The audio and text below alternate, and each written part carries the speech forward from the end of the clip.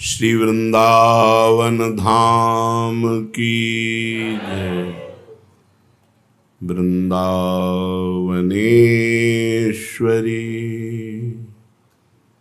तवैव पदारविन्दं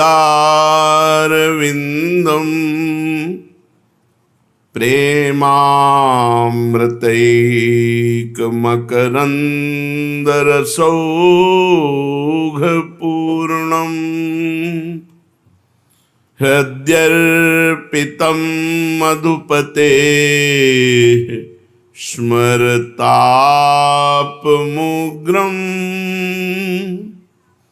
निर्वापयत् परम शीतल माश्रयामि परम शीतल माश्रयामि।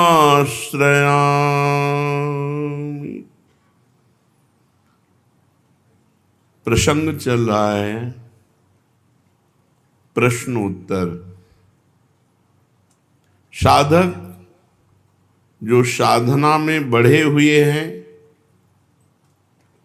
वो भ्रष्ट क्यों हो जाते हैं?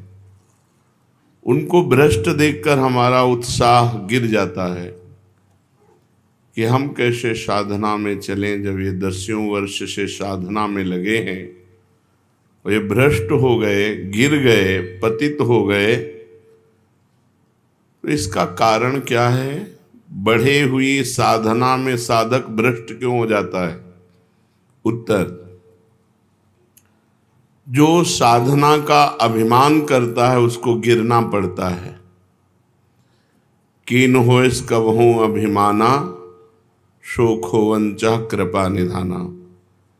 पहली बात, साधना में जो अभिमान है वो निश्चित आपको भ्रष्ट कर देगा, गिरा देगा। साधना को अभिमान से बचाने के लिए गुरु आज्ञा का पालन, शास्त्र आज्ञा का पालन और भगवत कृपा से साधना हो रही, ऐसा समझना चाहिए। वास्तविक भगवत कृपा से ही साधना हो रही, गुरु कृपा से साधना हो रही है। साधना कृपा से होती, प्रारब्ध से नहीं होती है। अपने बल से साधना नहीं होती, भगवत कृपा से होती है।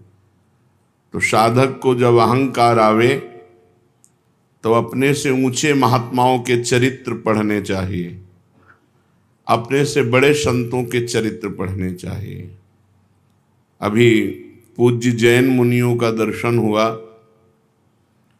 उनकी साधना सुन करके ऐसा लगता है कि अपने लोग तो केवल जी रहे हैं।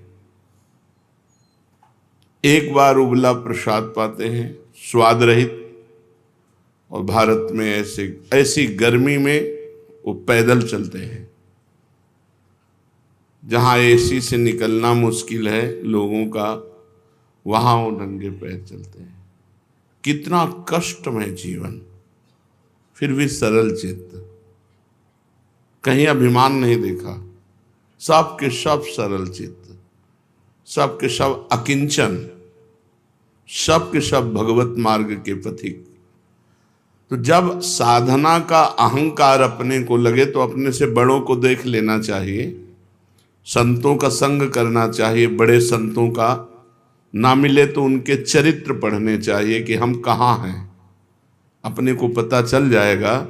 मान लो आप ध्यान लगाते हो तो कील देव जी ध्यान में बैठे थे, यवनों ने उनके माथे पे कीला ठोक दिया कि नाटक कर रहा है ध्यान का, फिर भी ध्यान भंग नहीं हुआ। या मच्छर काटे तो ध्यान भंग हो जाएगा, कील ठोक दी गई, पर उनके ध्यान में कोई फर्क नहीं पड़ा। बड़े महापुरुषों का ध्यान, बड़े महापुरुषों के चरित्र। मान लो त्यागी, तो चीदर चिदरानी जी से बढ़कर कौन त्यागी हो सकता है? जिनके पहनने के लिए वस्त्र और खाने के लिए भोजन नहीं, संत सेवा में घर के खिड़की दरवाजे तक बेच दिए, फिर भी भगवदानंद में मस्त हैं। हमारी क्या साधना? साधना देखो, संत एक से एक कठोर संत साधना कर रहे हैं। तो जब साधन का अहंकार जागे तो अपने से बड़े संतों के चरित्र पढ़ने चाहिए, भगवान से प्रार्थना करनी चाहिए। वैसे गुरु कृपा पात्र में साधना का अहंकार होता ही नहीं। जो गुरु की आज्ञा से साधना में होता है उसको अहंकार होता ही नहीं। उसको रहता है मेरे गुरुदेव की कृपा है, उन्हीं की आज्ञा से साधन शुरू हुआ है और उन्हीं की आज्ञा से चल रहा है, मैं तो केवल निमित्त मात्र हूं, इसमें तो गुरुदेव की कृपा है। जो साधक अपना चुना हुआ साधन करता है उसमें जरूर अहंकार आ जाता है। मैं व्रतशील, मैं मौनी, मैं तपस्वी, मैं, फिर उसको गिरना पड़ेगा। ये माया बड़ी बलवती है। दैवी है सागुणमयी मम माया दुरत्या, बड़े बड़े ऋषि मुनियों को मोहित कर लेती है। तो यदि आप साधन का अहंकार करेंगे तो भ्रष्ट हो जाएंगे, पहला। दूसरा, आप साधन नहीं करते, साधन में पाखंड करते हैं, दिखावा करते हैं, अच्छे साधक नहीं हैं, तो आप भ्रष्ट हैं ही।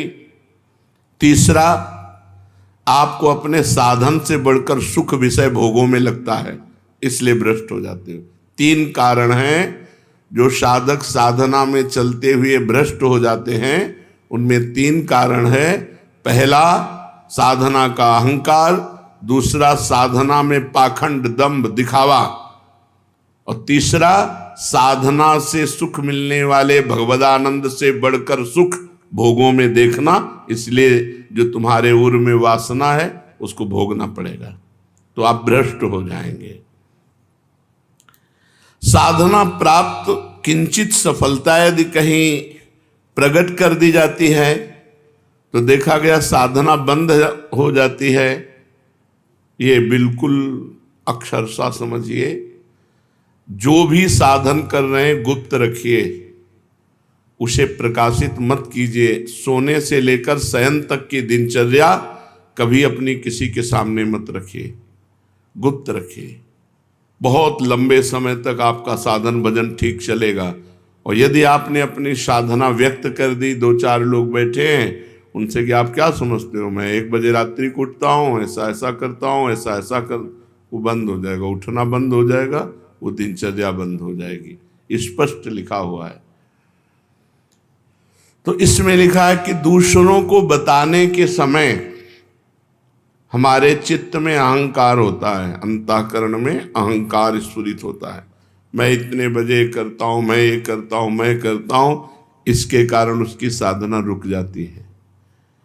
यदि उसे घुमा के वर्णन करे कि संतों ने कहा रात्रि के 1-2 बजे उठ जाना चाहिए, भजन साधन करना चाहिए, फिर ब्रह्म मुहूर्त में अमुक अमुक ऐसा साधना करना चाहिए, संतों ने कहा है। अपनी डायरेक्ट बात ना बतावे कि हमारी साधना क्या है। सदैव अपनी साधना को गुप्त रखे, भगवत चर्चा करे, संतों की बातें बताए। अपनी बात बतानी है तो किसी साधक ने ऐसा अनुभव किया, ऐसी बात बतावे। कभी अपने को उसमें सम्मिलित न कर ले कि मैं अपना अनुभव बताता हूँ कि ऐसी ऐसी दिनचर्या मेरी 10 वर्ष से चल रही। तो आप लिख लो, अगर 10 दिन के अंदर न रुक जाए तो हमें बता देना। चाहे जितनी हिम्मत कर लो, 10 दिन के अंदर रुक जाएगी, हम कह रहे, गारंटी। आप अपनी संपूर्ण साधना को किसी से बता दो, अगर 10 दिन के अंदर वो साधना न रुक जाए तो हमें बता देना। कभी भी किसी भी स्थिति में अपना रहस्य नहीं खोलना चाहिए साधना का, कि हम क्या साधना करते हैं, कितनी करते हैं, क्या करते हैं। कुछ अगर अनुभव के साधकों का मंगल हो तो उसे अन्य संतों के या साधकों के शब्दों में बोल दे, अपने डायरेक्ट ना खोले कि ये मेरी दिनचर्या है, ये मेरी साधना है। बताते समय भाव तो आ ही जाता है कि मेरा साधन अच्छा चल रहा है, तो इस मनोवृत्ति से कैसे बचें। ऐसी बात मन में आवे तब यही माने कि मेरा साधन गुरु कृपा से चल रहा है, भगवत कृपा से चल रहा है, और दूसरों का भी साधन भगवान जैसा चला रहे हैं वैसा चल रहा है। अभिमान करने की कोई जरूरत नहीं है। अभिमान की वृत्ति उदय होने ही ना दे। दूसरे जैसे भगवान चला रहे हैं वैसे चल रहे हैं, हमें जैसे भगवान चला रहे हैं वैसे हम चल रहे हैं। साधना करते समय मन में संकल्प विकल्प बहुत उठते हैं, इसके लिए क्या करें। वैसे साधना तो इसी बात की है कि कोई संकल्प न उठने पावे, पर यदि संकल्प उठे तो उसे पूरा होने न दे, उसे नष्ट कर दे। संकल्प उठे तो उसे पूरा ना होने दे, चाहे सत हो चाहे असत हो। नहीं, संकल्प बनना बंद नहीं होगा। और साधना है संकल्प रहित होने की। कोई संकल्प नहीं है, ना अच्छा ना बुरा। बोले हम आज से ये संकल्प करते हैं। आज से क्या संकल्प करते हैं? हमारा तो जीवन भर का संकल्प है कि भगवान का नाम न छूटे, बस उसी में। अभी तक नहीं पूरा हो पाया संकल्प, तो और संकल्प बना के क्या करें? भगवान का साक्षात्कार करना है, अभी तक नहीं पूरा हो पाया, तो और संकल्प बना के क्या करें? ये जो छोटे छोटे संकल्प उठते हैं, ये करना है, ये देखना है, ये सुनना है, ये भोगना है, इनको नष्ट कर दे। कैसे नष्ट होते हैं? नाम जप करते हुए इनकी उपेक्षा कर दे तो अपने आप ही नष्ट हो जाते हैं। नाम जप बंद ना हो और आप लगाव ना रखें जो अंदर मन संकल्प विकल्प दे रहा है, तो वो नष्ट हो जाएंगे। अगर परमार्थिक शुभ संकल्प कोई हो तो उसे आदर दे दो, नहीं तो परमार्थिक व्यवहारिक दोनों खत्म। बिना संकल्प के चलने दो। संकल्प रहित साधना ही भगवान की प्राप्ति का है। कोई संकल्प नहीं, कोई संकल्प विकल्प नहीं। इतना जपना ये भी संकल्प नहीं, निरंतर जपना है ये संकल्प। हमारे जीवन का लक्ष्य है एक भी श्वास खाली ना जाए, एक भी मिनट व्यर्थ ना जाए। पूछत रीति भभूकत धावत, श्री सेवक जी महाराज लिखे। नहीं, कैसे बदले? भजन का तीव्र अभ्यास। भजन से जब हृदय शीतल हो जाता है तो कोई गाली भी देता है तो उत्तर देने का मन नहीं होता। कोई गुस्सा भी दिलाता है तो इतनी शीतलता है कि गुस्सा ही नहीं आती। भजन का तीव्र अभ्यास और भगवान से कृपा याचना करना कि हमारा स्वभाव बदल दो। सेवक जी कह रहे हैं, या जो पर्यो मोहि सहज स्वभाव, से हरिवंश नाम रस चाओ, नाव सुदृढ़ भव तरन को। ये सुदृढ़ नौका है नाम। भवसागर से तरने के लिए सुदृढ़ नौका नाम है। और मेरा स्वभाव पड़ गया है निरंतर हरिवंश नाम का रटने का। यह जो पर्यो मोहि सहज स्वभाव, श्रुतौ राधिका कीर्तिरंतः स्वभावे। हमारी श्रवणेन्द्रिय का स्वभाव बन गया ऐसी किशोरी जी की चर्चा सुनना। जबान का स्वभाव बन गया है राधा राधा रटना। हमारा स्वभाव तभी बदलेगा जब हम तीव्रता पूर्वक भजन में लगेंगे। एक महीने में एक बार गुस्सा होने पर एक महीने के भजन का फल ढक जाता है। 12 बार गुस्सा हो गए तो साल भर में तुम्हारे पास रह क्या गया? अच्छे से गुस्सा हो जाने पर एक महीने का भजन का फल ढक जाता है। ये संत जन बावरे थोड़ी कि मारो तो भी गुस्सा नहीं होते, शांत रहते हैं। तो बोले जो मारने वाला है फिर वो अगर उसको प्रतिकूलता नहीं दी जाएगी तो और बढ़ जाएगा। नहीं, उमा क्षमा साप होते भारी, अपने कर्म जाए अपकारी। जो तुम्हारा अपकार कर रहा है उसे क्षमा कर दो, तुम्हारी क्षमा उसके लिए सांप से भी बढ़कर जाकर दंड देने वाली बन जाएगी। तुम्हारा भजन तो बढ़िया बच गया और उसको दंड सांप से भी अधिक मिल जाएगा। उमा क्षमा साप होते भारी, अपने कर्म जाए अपकारी। छोड़ो उसको, शांत रहो। कोई बात करे तो बहुत नम्र और मृदु बात करो और सावधानी पूर्वक जीवन व्यतीत करो। ऐसे किसी स्त्री पुरुष से बात ही न करो जिससे कोई संबंध नहीं है। व्यर्थ में नेत्रों को बहुत संभाल के, वाणी को बहुत संभाल के रास्ते चलते, श्री हरिवंश, जिधर वो श्री हरिवंश आया उधर से मुंह फेरो और फिर बोलो श्री हरिवंश, तो चल दो। साधु का स्वभाव ऐसा नहीं होता। ऐसे करोगे फंस जाओगे, ऐसे करोगे फंस जाओगे। बिल्कुल नहीं फंसना। कोई श्री हरिवंश नाम के सहारे, राधा नाम के सहारे आपसे नेत्र मिलाना चाहता है, आपसे बातचीत करना चाहता है, बिल्कुल नहीं है स्त्री। और अगर स्त्री शरीर में है तो बोलना ही नहीं है। कोई पुरुष आपसे कह रहा है भाई जी श्री हरिवंश, बोलना ही नहीं। वो भले माने कि गुस्सा है क्या, पागल है क्या, सुनाई नहीं देता क्या, यही माने तो अच्छा है। ज्यादा अपने को प्रवीण संत न समझ ले, नहीं तो फंसने में देर नहीं लगती। माया फौरन फंसा लेती है, चित्त वृत्ति आकर्षित हो जाती है। इसलिए अपना स्वभाव बदले। भजन का फल है स्वभाव का बदलना। पूरी चेष्टा करता हूं साधना में, परिस्थिति में सुधार संतोषजनक नहीं आ रही, बड़ी निराशा छा रही है। जो साधक भगवान की कृपा का आश्रय लेकर साधना करता है, साधना में संलग्न है, प्रमाद नहीं करता, और ये स्थिति है कि संतोष नहीं हो रहा है, बढ़िया बात है। भगवान की कृपा का भरोसा करके साधना में कोई कमी नहीं पर संतोष नहीं हो रहा, ये बढ़िया बात है। संतोष होना बहुत हानिकारक है साधना में। साधना में असंतोष बढ़िया है। कभी संतोष नहीं, और भजन और भजन और साधन। संतोष हो गया तो मन कहेगा नियम तो पूरा ही हो गया, थोड़ी देर मनोरंजन कर लेते हैं। संतोष नहीं होना चाहिए, पर भगवान की कृपा का आश्रय और सच्चाई से साधना में लगन पूर्वक लगना। अमर पद की प्राप्ति का उपाय क्या है? उस मायातीत, कालातीत, अकाल पुरुष की प्राप्ति का उपाय क्या है? चिंतन। अनन्यश्चिन्तयन्तो माम। भगवान ने कहा अनन्य चेता सततम यो माम स्मरति नित्यशः तस्याहम सुलभा पार्थ। मैं उसके लिए सुलभ हो जाता हूं जो निरंतर मेरा चिंतन करता है। नाम का चिंतन, रूप का चिंतन, गुण का चिंतन, बस चिंतन चलना चाहिए। चिंतन, भगवत चिंतन से अमर पद की प्राप्ति होती है। जब युद्ध जैसे कार्य में भी भगवत चिंतन हो सकता है तो हर कार्य में भगवत चिंतन हो सकता है। मामनुस्मर युद्ध च, जब युद्ध जैसे कार्य में भगवान का स्मरण हो सकता है तो कोई भी कार्य ऐसा नहीं जिसको करते हुए हम भगवत स्मरण न कर सकें। निरंतर भगवत स्मरण ही अमर पद, भगवत प्राप्ति, परम पद के उपाय हैं। अगर भगवत चिंतन में अंतर पड़ रहा है तो उतना ही अंतर पड़ रहा है अमर पद में। क्या साधना में वेश धारण करना आवश्यक है? ये वेश आचार्य परंपरा से होता है।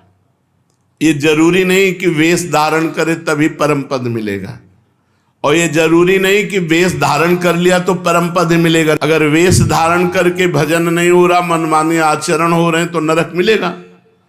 और वेश धारण नहीं किए, बहुत सही साधना कर रहा तो उसे भगवत प्राप्ति होगी। वेश का विशेष महत्व नहीं है, महत्व भजन का है। भीतर अगर आपके भजन चल रहा है और बाहरी वेश कैसा भी हो तो आपको भगवत प्राप्ति होगी। बाहरी वेश साधु का, भीतर संसार का चिंतन, मान प्रतिष्ठा, रुपया पैसा, तो फिर भगवत प्राप्ति नहीं, नरक की प्राप्ति होगी। वेश आचार्य परंपरा से है। अगर वेश है और उद्देश्य है तो सोने पे सुगंध है, फिर क्या कहना है। मम भक्ति युक्तो भुवनम पुना, तो तीनों लोगों को पावन करने वाला है। लेकिन केवल वेश है, उद्देश्य भगवत प्राप्ति नहीं, भजन नहीं, इधर उधर भंडारा खाते डोलना, रुपया पैसा समेटना, मान प्रतिष्ठा, ये लोक व्यवहार, हंसी मजाक, तो संसारिक जीवन व्यतीत करने से कोई वेश थोड़ी भगवत प्राप्ति करा देगा। इसलिए वेश का विशेष महत्व नहीं है, भजन का विशेष महत्व है, उद्देश्य का विशेष महत्व है। वेश रखकर तो विशेष सावधान रहना चाहिए कि भगवान ने इतनी कृपा की, मुझे विरक्त वेश दे दिया, अब मेरे से गलती न हो, अब मैं भगवत प्राप्ति इसी जन्म में कर लूं। सोते हुए जब कैसे होता है? जब कहा जाता है 24 घंटे जप करो, तो सोने में तो 6 घंटे जाते हैं, तो 6 घंटे तो जप नहीं होता। नहीं, जब हम निद्रा में जा रहे हों और भजन करते हुए सो गए तो हमारा जितना सोने में समय जाएगा वो सब भजन माना जाएगा। जैसे मरते समय नाम ले लिया तो पूरे जीवन क्या किया है परिणाम नहीं देखा जाएगा, आपको भगवत प्राप्ति होगी। ऐसे सोते समय नाम जप करते हुए सो गए तो 6 घंटे, 7 घंटे, 5 घंटे, 4 घंटे जो सोए वो भजन का फल मिलेगा। इसलिए सोते समय बहुत होश में होना चाहिए, सब बातें हटा करके नाम में एकदम डूबते हुए फिर नींद में चले गए। तो निद्रा समाधि स्थिति, जो सोना है वो भी आपका समाधि भजन माना जाएगा, क्योंकि निद्रा में वृत्ति लीन होने के पहले आप नाम जप कर रहे थे, तो नाम जप में ही लीन माना जाएगा, निद्रा में नहीं माना जाएगा। निद्रा के ठीक पूर्व एक क्षण पहले तक नाम जप चल रहा है और फिर सो जाइए, तो आप देखिए जगते समय वही नाम जप चलता मिलेगा, तो बीच में आपका भजन ही माना जाएगा। ऐसे 24 घंटे भजन माना जाएगा। प्रश्न कर रहे हैं, भजन करने के लिए क्या घर छोड़ना आवश्यक है कि भाई अब भजन करना है तो घर द्वार छोड़ दे? हमें लगता है कि अगर भजन का अभ्यास नहीं तो बाहर ज्यादा माया जाल है, बाहर ज्यादा माया जाल है, घर की अपेक्षा बाहर ज्यादा भ्रष्ट होने के चांस हैं। अब कहीं तो कमरा लोगे, कहीं व्यवस्था, तो रुपया कैसे मिले? तो धनी पुरुषों का संग करो, फिर बेविचार और नाना प्रकार की गलतियां और नाना प्रकार के दोष हो जाते हैं। घर में अपनी कमाई का खा के दूसरों का उपकार करते हुए जो भजन करता है बहुत जल्दी सिद्ध हो जाता है। जो विरक्त है, भगवान की विशेष कृपा हो गई है और वो साधु समुदाय में रहे, आकाश वृत्ति या मधुकरी वृत्ति से जीवन यापन करे, खूब भजन करे, सिद्ध हो जाएगा। जो मेहनत करके कमाया है जिंदगी में, उसी अपनी कमाई के धर्म के टुकड़े खाओ और खूब नाम जप करो। अगर धाम आदि की यात्रा करो तो अपने पैसे से करो, एक पैसे का किसी से सहयोग मत लो, एक पैसे की वस्तु किसी से मत खाओ। गृहस्थ धर्म में ऐसे, और विरक्त धर्म में माधुकरी वृत्ति या आकाश वृत्ति से जो भगवान देते हैं, और समुदाय में रहे, क्योंकि अलग रहने पर मनमानी आचरणों के होने की संभावना है, और समुदाय में एक दूसरे की सुरक्षा बनी रहती है। घर में भगवान का नाम लेने से, भगवान में मन लगाने से ज्यादा अच्छा है। हाँ, जो जीवन भर भजन करता रहा है, अब उसने देखा हमारे कर्तव्य का कार्य पूरा, बच्चों का ब्याह हो गया, संतान, ए भाई राधे श्याम, और चला, वो बात अलग है, वो बात अलग है। वो शास्त्र आज्ञा करता चौथेपन में विरक्त होकर के विरक्तों के बीच में रहकर भजन करे। अपने कर्तव्य का पालन हो गया, अब हम भगवान के भजन में चले। कहते हैं कि जो भजन नहीं करता वो आत्महत्यारा है, जो भजन नहीं करता वो आत्महंता है, आत्महत्यारा है। ऐसा क्यों कहा गया? बोले भगवान ने कृपा करके मनुष्य जन्म दिया है, कृपा करके सुविधा दी है कि इस जन्म में प्रमाद से हटकर भजन करके मेरी प्राप्ति कर लो। और अगर आपने नहीं की तो यह अपराध बना और आप आत्महत्यारे कह जाओगे। जो न तरय भवसागर अस समाज नर पाए, स्वत निंदक मंदमति आत्महनन गति जाए। जैसे कई बार बताया है कि भारतीय सरकार किसी आदमी को विदेश भेजे और सारी सुविधा वहाँ, घर मकान स्त्री पुत्र परिवार सब सुविधा दे, और अपना सरकारी काम बता दे कि ये काम करना है। अब उसने सरकारी काम तो किया नहीं, सरकारी सुविधा का भोग करके बेटी बेटे को पढ़ाया, ब्याह किया, सब किया, सब किया। और जब भारत लौटा तो उससे पूछा गया वो कार्य, जिस कार्य के कारण आपको विदेश भेजा गया था, जिस कार्य के कारण आपको सुविधा दी गई थी, वो कार्य, बोले वो कार्य तो नहीं हुआ, तो वो दंडनीय अपराध होगा और उसे जेल मिलेगी, क्योंकि उसको उस कार्य के लिए सारी सुविधाएं दी गई थी। तो भगवान ने मृत्यु लोक में मनुष्य रूप में हमें भेजा भारत में, किस लिए? जाओ साधन धाम मोक्ष कर द्वारा, साधना करो और अपने जीवन को मुक्त अवस्था में लाओ, भगवत प्राप्ति कर लो। तो लड़की लड़का पत्नी परिवार सबका पालन पोषण किया, खूब सब कुछ किया, लेकिन प्रधान सरकारी कार्य भजन करके भगवत प्राप्ति ये नहीं किया, तो आपको जो गति आत्महत्यारे की होती है वही दुर्गति आपकी होगी। हम आपसे और समझना चाहते हैं।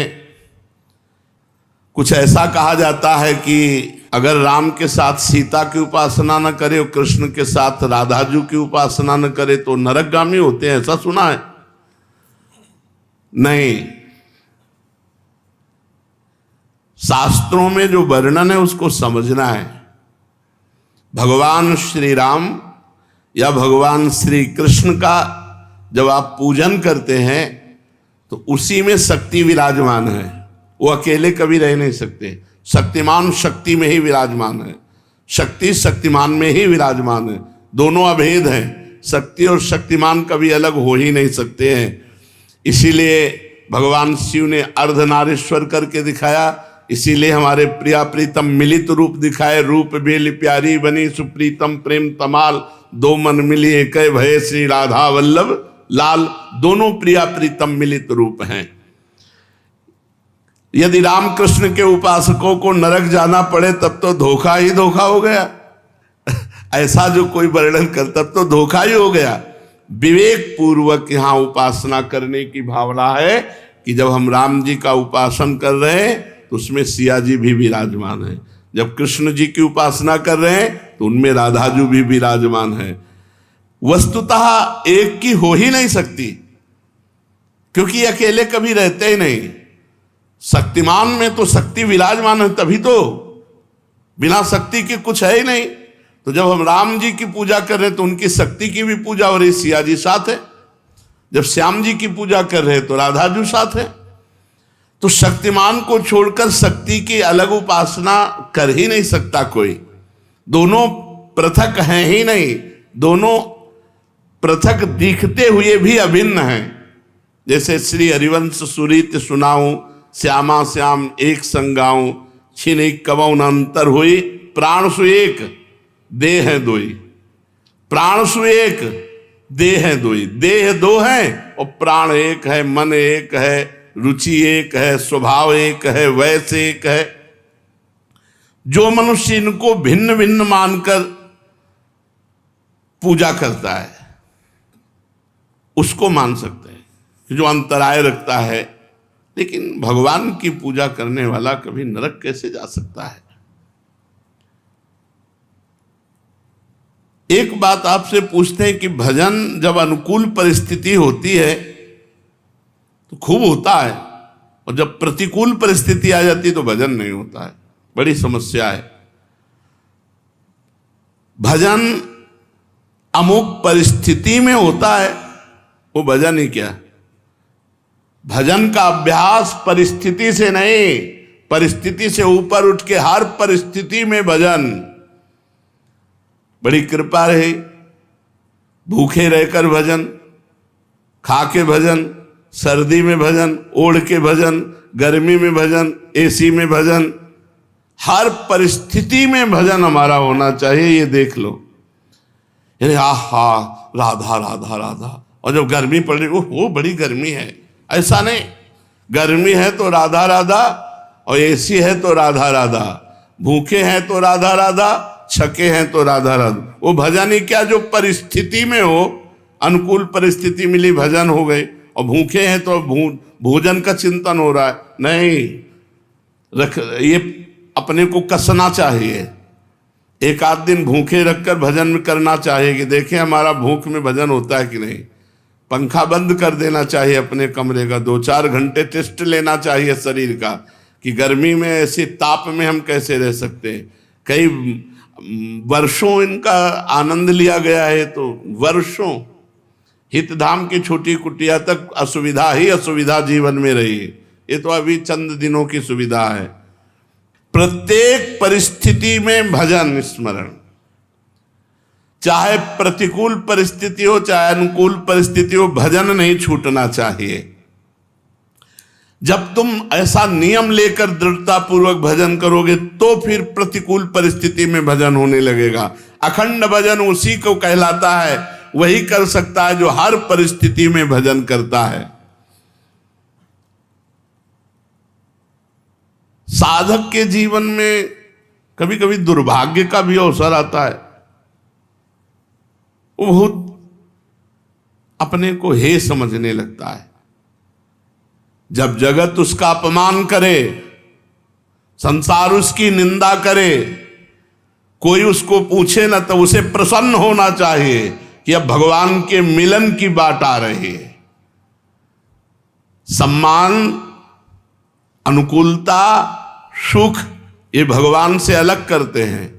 अपमान, प्रतिकूलता, दुख ये भगवान के सम्मुख करते हैं। जब अपमान होने लगे, निंदा होने लगे, कोई पूछे ना, तो जय जय, कितना आनंद, सीधे भगवान से चित्त लगाओ, सीधे भगवान के चिंतन में डूबो। यथार्थ में उसका सौभाग्य अब उदय हुआ है, ये दुर्भाग्य नहीं है। जब जगत उच्च आसन पर बैठालता है और वाह वाह करता है और भेंट पूजा चढ़ाता है, इसे दुर्भाग्य समझना चाहिए। यह है अध्यात्म का उल्टा मार्ग।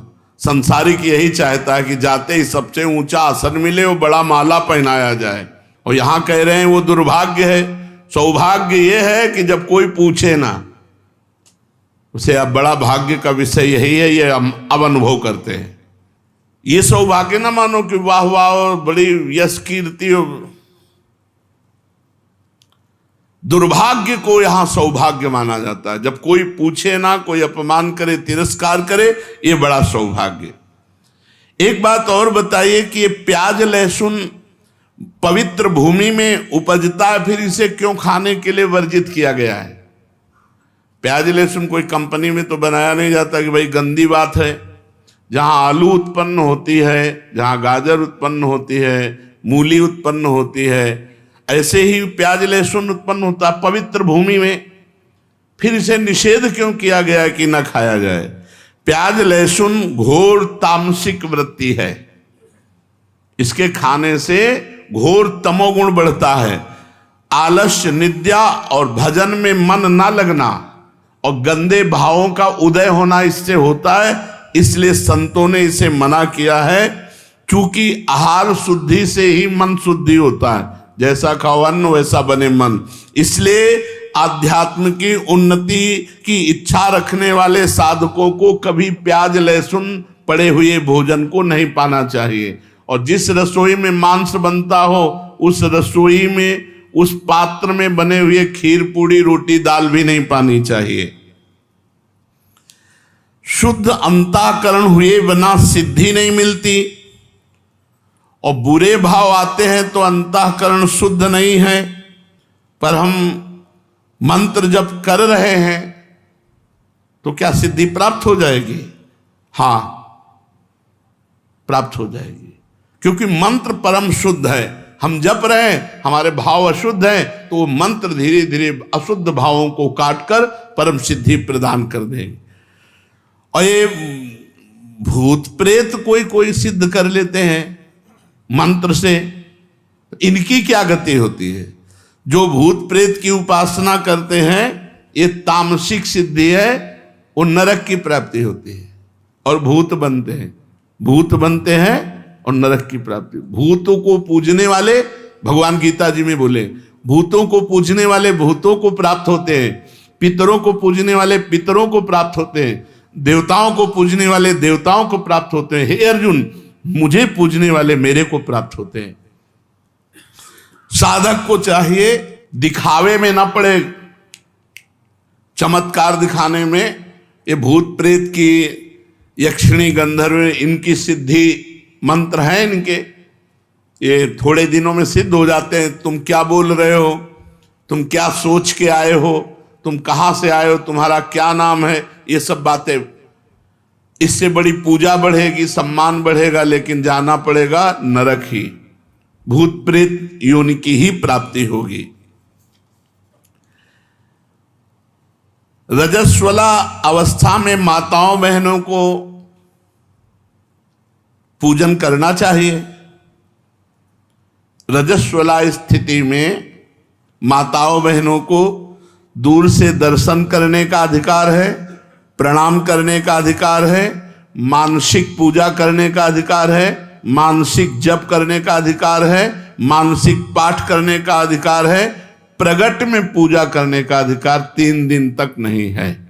जो भोग परायण है, जो गृहस्थी में है, वो 3 दिन तक अपने ठाकुर की सेवा दूसरे से करावें, क्योंकि रजस्वला स्थिति में शास्त्र निषेध करता है। अगर रजस्वला स्थिति में संख्या ली है, गुरु ने दिया है माला जपने का, तो कैसे पूरी करे? तो शायद उस समय काउंटर नहीं होगा जब उत्तर लिखा गया है। तो इन्होंने कहा कि सूत की माला ले सकते हैं या लकड़ी की माला ले सकते हैं, तुलसी की माला से रजस्वला स्थिति में संख्या पूरी न करें। अब तो बढ़िया सुविधा है, न सूत न लकड़ी, काउंटर अंगुरी में फंसा लो, मंत्र और नाम की संख्या पूरी कर लो। जप नहीं छोड़ना चाहिए, जप नहीं छोड़ना चाहिए, और किसी ग्रंथ का स्पर्श नहीं करना चाहिए, पूजा ग्रह का स्पर्श नहीं करना चाहिए, रसोई का स्पर्श नहीं करना चाहिए।